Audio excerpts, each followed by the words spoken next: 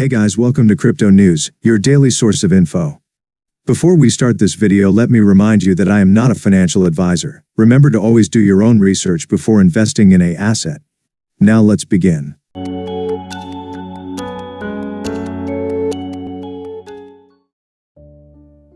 Infinite scalability.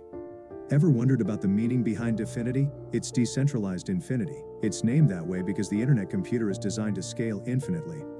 It means that the internet computer can host an unlimited number of canisters smart contracts, store an unlimited amount of memory, process an unlimited amount of transactions per second.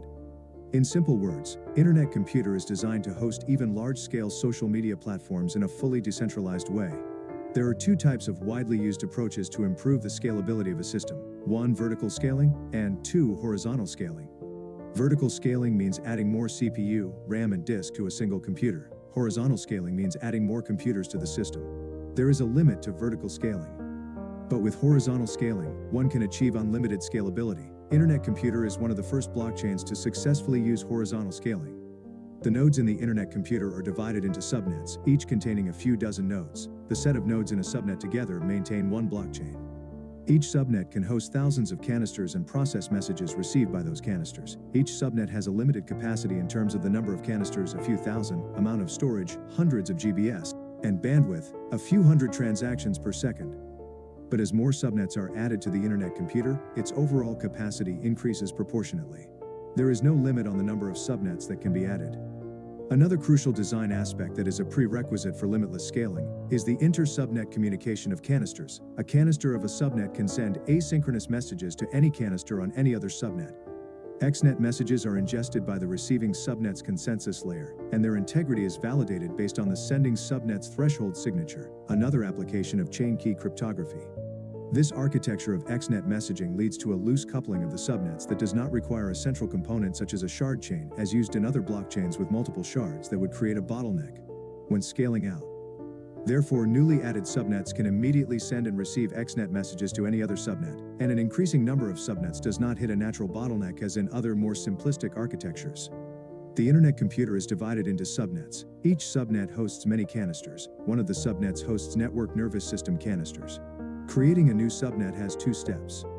One, adding new nodes to the internet computer, and two, creating a subnet with the available nodes. Anyone can purchase the node hardware and add it to the internet computer by following the node provider onboarding process. We now describe how to create a new subnet with the available nodes. The internet computer has a decentralized governance system called Network Nervous System, NNS. Essentially, the NNS consists of a group of canisters that manage the internet computer. In the NNS, there is a component called registry, which stores the full configuration of the internet computer. The registry has a record for each subnet, which includes a protocol version, the list of nodes in the subnet, protocol configuration parameters, etc. Proposal to create a new subnet. The status of all proposals can be viewed on the IC dashboard.internetcomputer.org/governance. To add a new subnet, one has to submit a proposal to the NNS to add a record for a new subnet to the registry.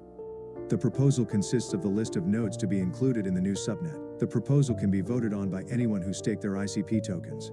If a majority of voters accept the proposal, then the registry canister instructs the NNS subnet to generate, in a fully decentralized way using chain key cryptography, the cryptographic key material to be used by the new subnet, and a catch-up package containing the genesis block. The registry canister then adds a record containing the configuration of the subnet. We now describe how a new subnet is created after a record is added to the registry. Each node runs two processes, the one replica and the two orchestrator. The replica consists of the four-layer software stack that maintains the blockchain. The orchestrator downloads and manages the replica software. When a new node is onboarded, the node provider has to install ICOS on the node, which contains the orchestrator software. The orchestrator regularly queries the NNS registry for any updates. If the orchestrator sees that the node is included in a registry record, then the orchestrator downloads the corresponding replica software and runs the replica with the catch-up package included in the registry as input. The replica then starts accepting messages and the consensus protocol extends the genesis block present in the catch-up package. Thank you for watching. Make sure to subscribe, like, and share for more videos.